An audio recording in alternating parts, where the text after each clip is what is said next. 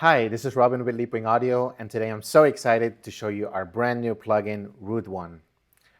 So what is Root One? Let me tell you a bit of a background story. We actually started thinking about this almost 2 years ago, and when we started really thinking about low end and how we really like tight, big low end, and a lot of us use the traditional subharmonic synths, which almost all of them are actually based on the traditional DBX 120 format, which actually, in simple terms, pitches the signal down and then bandpass filters that signal and then allows you to blend that in with your original, which a lot of times is cool, but we also felt that quite often they had artifacts. For example, the added low end could sound quite detached from the original, like it didn't feel like it was one. Or, for example, on kick drums, it could sometimes change the pitch of your kick drum. So there are other kind of things that are inherent to the way of doing that. And an important aspect is that because there is filtering involved, because there's pitch shifting involved, the added low end is also not in phase with the original.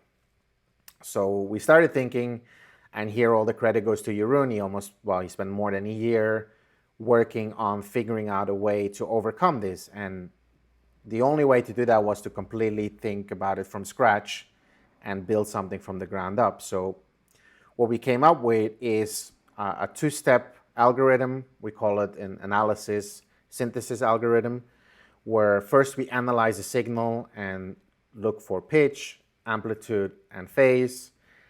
And then we're going to generate, based on analyzing all of that data, we're going to generate a new clean signal in the bands that you can actually set in the UI so that you have full control over it, but that added signal is actually based on the tracked original signal, and the added signal is also fully in phase with the original. So that's very important. Let's take a quick listen to this on a synth bass.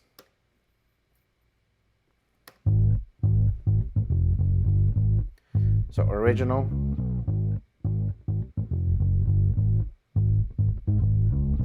So you can hear that it's a lot thicker, a lot bigger, and we'll delve more into each of the elements. So what you can first see is that there's three bands. There's sub, thumb, and punch with crossover frequencies that you can change.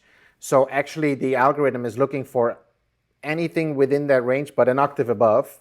So it's actually generating an octave down from what it finds. So for example, the sub band is now working anywhere from 15, 20 hertz to 36 hertz. So it's looking for all signals that are an octave above that to generate those sub-frequencies. And the same happens for thumb or for punch. And then, you have a full gain control, so you can blend that in. You have drive control, so you can actually send that to the saturation section, which I'll talk about in a second. Also, you have control over dynamics. Since we are generating a clean sub, this is not like adding a compressor because we're generating something, a unique signal from scratch.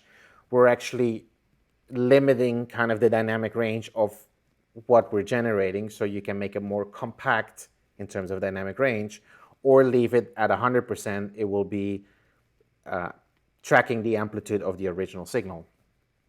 Then another parameter is decay, which allows you to extend the low end a bit longer. For example, maybe on a kick drum you want your original kick drum is maybe very small and you really want to give it that extra oomph that just stays longer, then you can add a bit of a decay.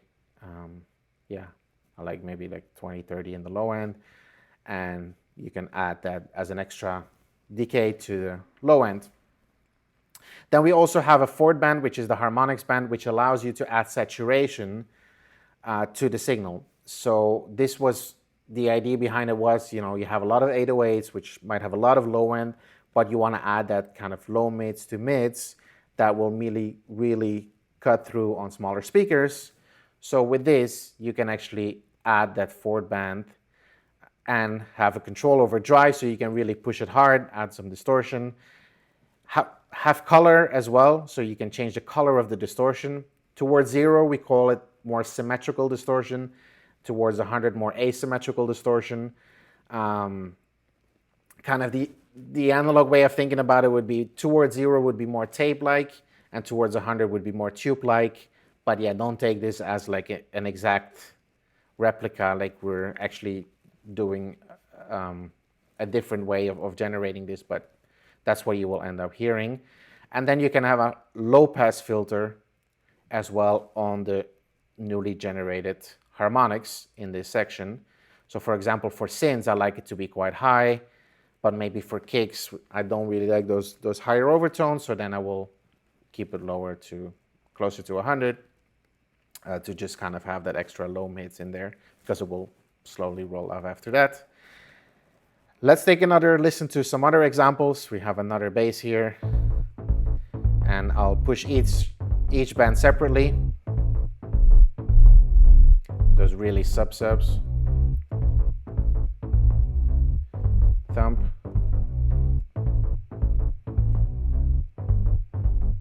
Punch. And the saturation.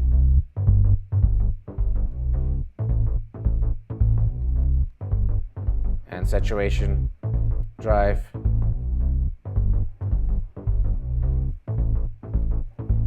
I'll solo this.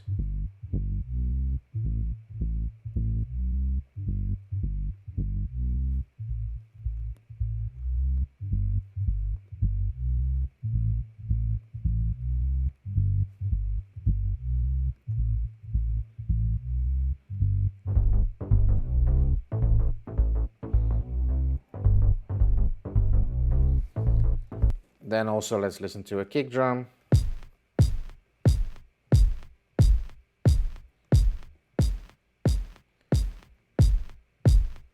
Or even a full drum loop.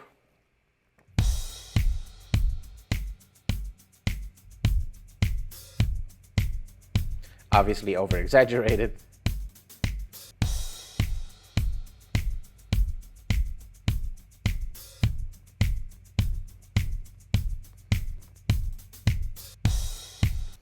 Or even a snare, something that's higher, that you will see that there's almost nothing happening in the subband because it can't find frequencies that high, that low, sorry. But you can add some thump.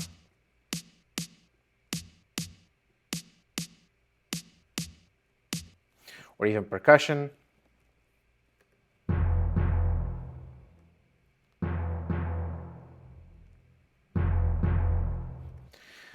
Or let's take a synth and be very, see how far we can push this.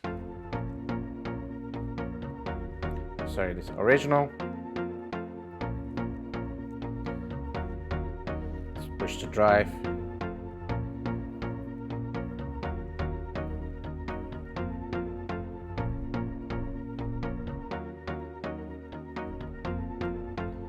You can completely change the whole vibe of the synth.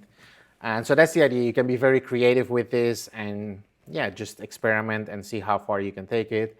And yeah, just make great music. And we're really excited about this. We spend a lot of time and effort on this, and we can't wait to hear what you think. And again, thanks for watching, and have a great day.